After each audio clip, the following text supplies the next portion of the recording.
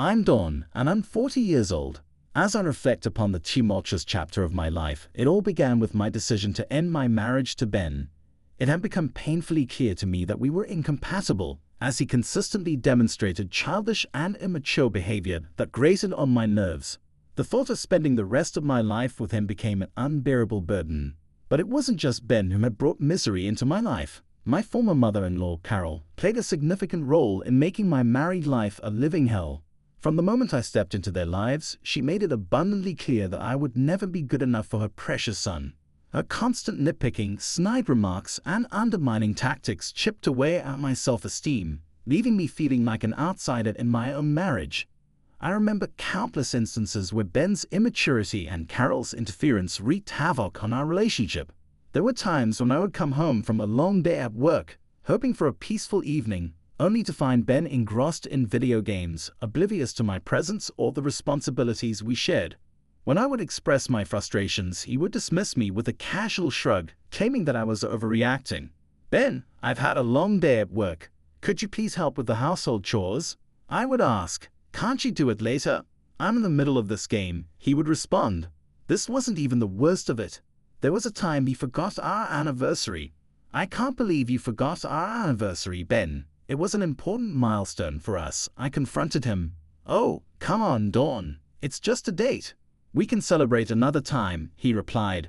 Then there was the time that he invited his witch of a mother over without even warning me first. "You invited your mother over without consulting me. I wanted to have a quiet weekend together. She's my mom, Dawn. She can come whenever she wants. Don't be so uptight.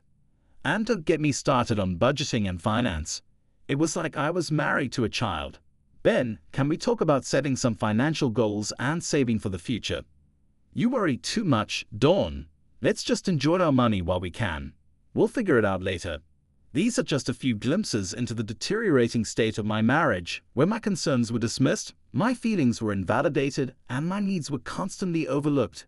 It became increasingly clear that Ben's immaturity and indifference were insurmountable obstacles in our relationship. Then there were the family gatherings, where Carol would use every opportunity to belittle me in front of others. Her cutting remarks about my appearance, career, and even my cooking skills stung like daggers. She reveled in the discomfort she caused me, while Ben would often turn a blind eye, too afraid to confront his overbearing mother. Let me just throw in a couple of real examples where she, just like her son, belittled and disparaged me. Example 1. "Carol, I spent hours preparing this meal for the family. I hope you enjoy it. Well, let's see if it's even edible. I can't trust your cooking skills." Example 2. "Carol, I found this beautiful dress that I think would look great on me for the upcoming event. Oh, sweetie, that dress is far too revealing for someone your age. You don't want to embarrass yourself, do you?" Example 3. "Carol, I would appreciate it if you didn't criticize my parenting decisions. I know what's best for my children." Well, clearly you don't, or you wouldn't be making such foolish choices. Honestly, what is wrong with you? Example 4. "Carol, I've been working hard to maintain a healthy lifestyle. I would appreciate your support." "Oh please, you're wasting your time with all that exercise and dieting. You'll never look as good as me." Example 5. "Carol, I've asked you politely before. Please stop making snide remarks about me to others." "I'm just telling the truth, dear. People should know what they're dealing with when it comes to you." These exchanges highlight the constant belittlement and disparaging remarks Carol directed at me throughout my marriage. Her behavior was a constant source of stress and made it even more difficult to salvage any positivity in my relationship with Ben. The breaking point came when I realized that I deserved better than this toxic dynamic. I made the difficult decision to file for divorce, seeking a life free from the constant emotional turmoil that had plagued me for far too long. The courtroom became the battleground where I presented my case to the judge, detailing the irreconcilable differences and the detrimental impact this marriage had on my well-being. Finally, when the proceedings came to an end, the weight of my decision began to lift. But in the midst of my relief, Carol, my ex-mother-in-law, couldn't contain her delight. She leaped to her feet, her face contorted with a twisted joy, as she declared with a sickening glee that I was finally out of her life and that she had triumphed in winning her son back. "I've won. I finally won."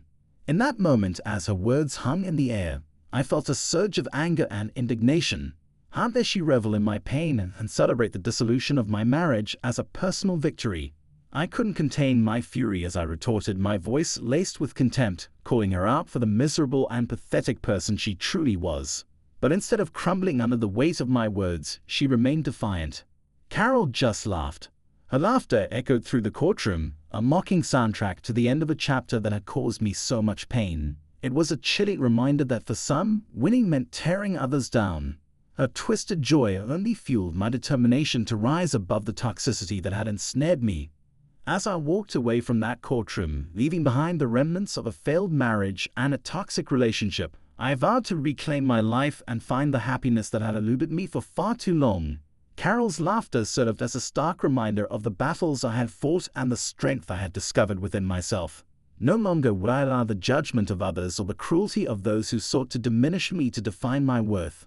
I would rise above the bitterness and embrace the freedom that awaited me. With each step forward, I embarked on a journey of self-discovery and healing, determined to create a life that reflected my true value and worth. The road ahead was uncertain, but I faced it with an unwavering resolve. I knew that the path to happiness wouldn't be easy, but the struggles and hardships I had endured had forged a resilience within me. It was time to leave behind the drama, the toxicity, and the emotional wounds and embrace a future filled with hope, self-love, and the promise of a brighter tomorrow. Well, unfortunately, the story doesn't end here. Of course it doesn't, because I can't catch a break to save my life. You remember when Carol was exclaiming how she had finally won? Well, I believe she was anticipating receiving something, but she never did, and she never will. You see, she believed she had finally won and would get her hands on the coveted family heirloom. Seeing her in this vulnerable state, I was torn between my lingering anger and a newfound sense of compassion. Carol, who had once been a formidable adversary, now seemed lost and defeated. It was a poignant reminder of the complexities of human relationships and the unforeseen consequences of our actions. That she had envied for so long, little did she know that I held the key to her desires. The heirloom in question was a breathtaking diamond orchid necklace, passed down through generations in my family. Its exquisite design and rarity made it an object of immense value, estimated to be worth millions of dollars. Carol's eyes would glimmer with greed whenever she laid eyes on it, but it remained out of her reach. Throughout my marriage to Ben, Carol made no effort to hide a desire for the necklace. She would frequently question why we didn't sell it and use the money for more practical purposes. I would always dismiss her suggestions, explaining that the necklace held sentimental value and was an integral part of my family's legacy.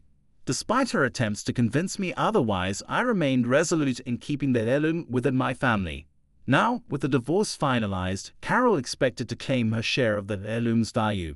She believed she was entitled to half of its worth, a staggering amount that could potentially fulfill her materialistic dreams. But what she didn't realize was that I had something else in mind. A month had passed since the divorce was finalized, and I thought I had left Carol and her conniving ways behind me. But one evening I was taken by surprise when I heard a familiar knock on my front door. Opening it, I found Carol standing there, tears streaming down her face, her voice trembling as she tried to speak. "Dawn, please, I need to talk to you." Feeling a mix of curiosity and a tinge of sympathy, I motioned for her to come inside to escape the bitter cold. I couldn't help but wonder what had caused Carol's abrupt visit and why she appeared so distressed. Once we were seated in the living room, I encouraged her to explain herself. Through her tears, Carol managed to speak, her voice shaky and broken. "My plan, it failed, Dawn. I thought I would have what I wanted, but everything has gone wrong," she admitted. With a hint of skepticism, I urged her to continue, intrigued by her admission of defeat. "What plan are you talking about, Carol? And why are you so upset?" Carol took a deep breath, composing herself as best she could. "You see, I expected Ben to be entitled to half of the value of the precious heirloom. I thought I had won, but he revealed something to me that shattered my hopes." Curiosity mingled with a touch of satisfaction as I leaned in, urging her to reveal the truth. "And what did Ben reveal, Carol? I'm listening." Carol wiped away her tears, her voice filled with a mix of regret and disbelief. "He told me that he had forgotten to tell me about a prenuptial agreement he had signed before our marriage. It clearly stated that the heirloom, along with all your money, was off limits. I never stood a chance." I couldn't help but burst into laughter, a combination of relief and vindication coursing through me. Oh, Carol, you have no idea how much I anticipated this very moment. I knew all along that your manipulative schemes would come crashing down. Carol's face flushed with a mix of embarrassment and anger. You knew all along and you let me believe I had won. How could you? Leaning back in my chair, a sense of triumph emanating from within, I looked at Carol with a wry smile. Oh, Carol, I didn't let you believe anything. You saw what you wanted to see, blinded by your own greed. I knew the truth would come to light eventually, and it did. As the realization of her own folly sank in, Carol's tears turned into a mixture of frustration and regret. She had played a hand and it had crumbled beneath her, leaving her empty-handed and defeated. I can't believe you signed that prenup, Dawn. I was expecting to at least gain access to some of your money after the divorce. Carol, I signed the prenup for moments exactly like this. I knew there would come a time when someone like you would try to steal what's rightfully mine. You were never a good wife, Carol. How could you do this to me?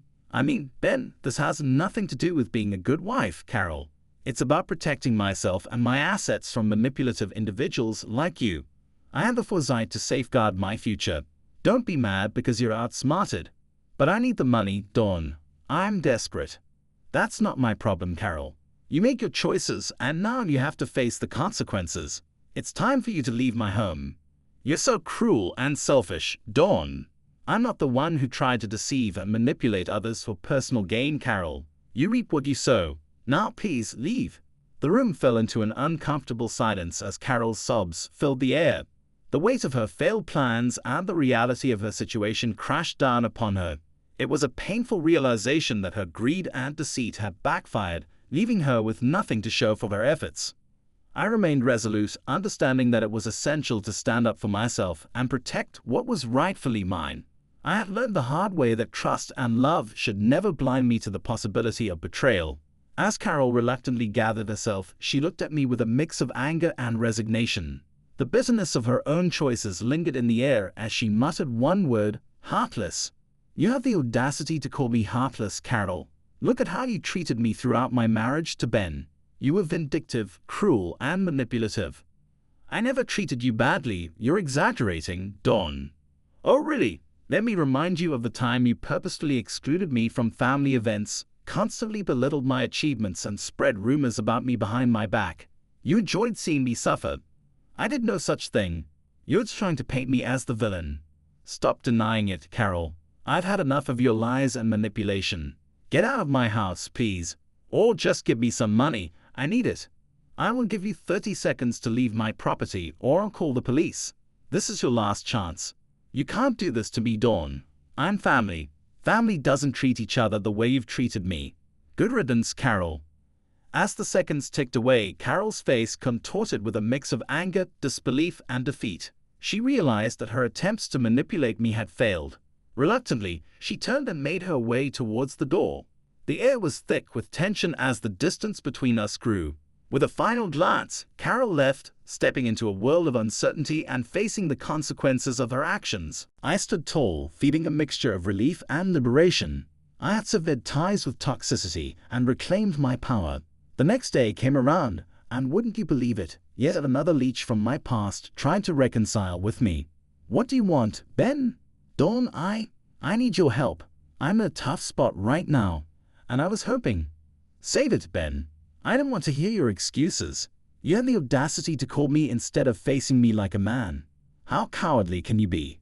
I thought it would be better this way, Dawn. Please just hear me out. Oh, I'm all ears, Ben. Enlighten me. Tell me how you constantly belittled my ambitions, mocked my dreams, and made me feel like I wasn't good enough. Do you remember those moments? I don't know what you're talking about, Dawn. We had our disagreements, sure. Disagreements? Is that what you call it? I call it emotional abuse. You underestimated me at every turn, trying to break my spirit. Well, guess what? I'm done with it. I deserve better. Dawn, please, I'm sorry for everything. I'm in a tough spot right now, and I thought maybe. It's funny, Ben. You agreed to the prenup, yet here you are, begging and sniveling. I didn't know what I was signing. I just knew that I loved you. Cut the crap, Ben. Knowing you, you probably expected me to renege on my decision. Dawn, I don't know what to say. Yeah, I figured. You've always been a coward. Dawn, please hear me out. Listen to me. This is the last time I'll say it. If you ever try to contact me again, I'll get a restraining order against you. Do you understand? But Dawn. No, Ben, it's over. Goodbye. I hung up on Ben and proceeded to delete his number. I was finally done with those two, and I couldn't be happier. As I sit here reflecting on the journey I've traveled since the end of my tumultuous marriage, a sense of contentment washes over me. I am in a better place now, both mentally and emotionally. It's as if a weight has been lifted off my shoulders and I'm finally able to breathe freely again. Life has taken an unexpected turn, and I find myself relishing in the joys and pleasures it has to offer. I have embraced my newfound independence and have ventured back into the dating world, meeting new people and experiencing the exhilaration of romantic connections. Through it all, I have learned to cherish my own worth and not settle for anything less than the love and respect I deserve. In addition to the thrill of new relationships, I have found solace and empowerment in sharing my story.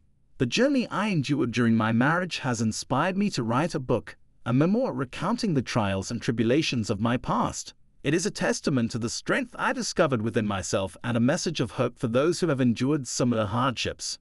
Through my writing, I strive to shed light on the importance of self-love and the courage it takes to break free from toxic relationships.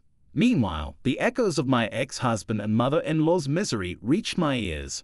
Their envy is palpable as they witness my growing success and happiness from afar. It seems they underestimated the resilience that lies within me, and now they are left to lament the consequences of their actions. The tables have turned, and it brings me a sense of satisfaction that I never imagined. While I have distanced myself from the toxicity of their presence, I have not escaped their attempts to tarnish my reputation. Carol and Ben have made futile efforts to slander my name, hoping to drag me down to their level of misery. However, I'm not one to be underestimated or silenced. I stand firm in my resolve to protect my integrity, and I am currently pursuing legal action against them for their slanderous words. Their attempts to test my patience only fuel my determination to drain them of their ill-gotten gains. As I navigate this new chapter in my life, I am filled with gratitude for the strength I have discovered within myself and the support of those who have stood by my side. I am surrounded by a network of friends and loved ones who uplift and inspire me. They have witnessed my growth and continue to encourage me to reach for the stars. I have emerged from the ashes of a failed marriage stronger and wiser than ever before. I have learned to value my own worth, to set boundaries, and to pursue my own happiness unapologetically. The journey has been arduous, but it has led me to a place of self-empowerment and a life that is authentically mine. In the end, the story of my life is not defined by the pain and hardships I endured, but by the resilience and triumph that followed. I have overcome the darkness of my past and emerged into the light of a future filled with endless possibilities. And as I continue to write the pages of my own story, I do so with a renewed sense of purpose, embracing the happiness that eluded me for far too long. With every word I pen, I am reclaiming my voice, my power, and my life. The revenge I sought was not to bring them down to my level, but to rise above and show them the strength and grace I possess. I am Dawn, the phoenix that has risen from the ashes, and I am ready to soar to new heights, leaving the remnants of my past far behind.